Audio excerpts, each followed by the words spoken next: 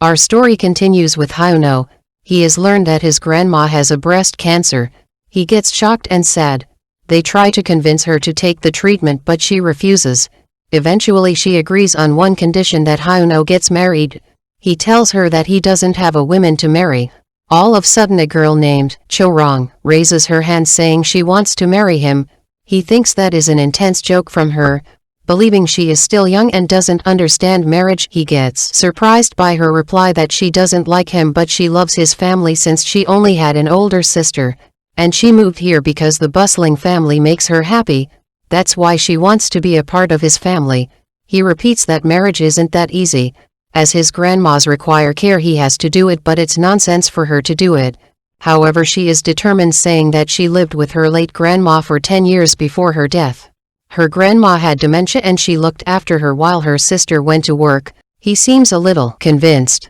At work, Ian-ho overhears Hyuno while he is saying that he will get married. She gets shocked and keeps remembering when they were dating and broke up just because he didn't want to marry. While she is on air reporting the new news, she is distracted, mumbling it's all a lie. Whilst her mic is on, it makes a big fuss. She is summoned to the chief's office, and she gets scolded. She keeps distracted and her day is completely chaotic. Later she confronts Hyuno, yelling at him how she was dating him for 8 years without marriage but now he is okay with that.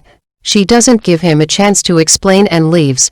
She is deeply heartbroken. As for Ju-yeon, he arrives in the parking lot and keeps looking at the parking booth where Hyeri was working. He invites Hyeon to udon pasta meal, which was Hyeri's favorite meal. She asks him if he has problems with her girlfriend. He tells her that he will wait Hyeri until she shows up again. The next day at the subway, while she is going to the radio station, she reminisces when he lost his mom's necklace. However, he keeps looking for it about hours.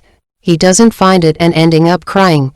She tries to console him and promises him that she buy him a similar necklace. It totally turned into funny when he says let's go get meat.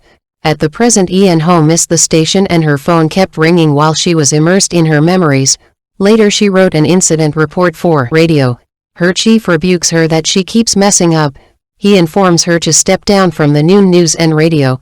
He insults her by saying how Hyuno likes someone like her. At night, Hyuno returns back home telling her grandma that he cannot get married. She expresses it's her wish regardless her treatment. She opens up admitting that she brought him to live with her because she was lonely. So she is worried if she and other grandmas die, he will be alone. At dinner, the grandmas are bickering as usual, while he is sitting alone. The next day, Ian-ho gets fired of noon news and Jian tries to console her.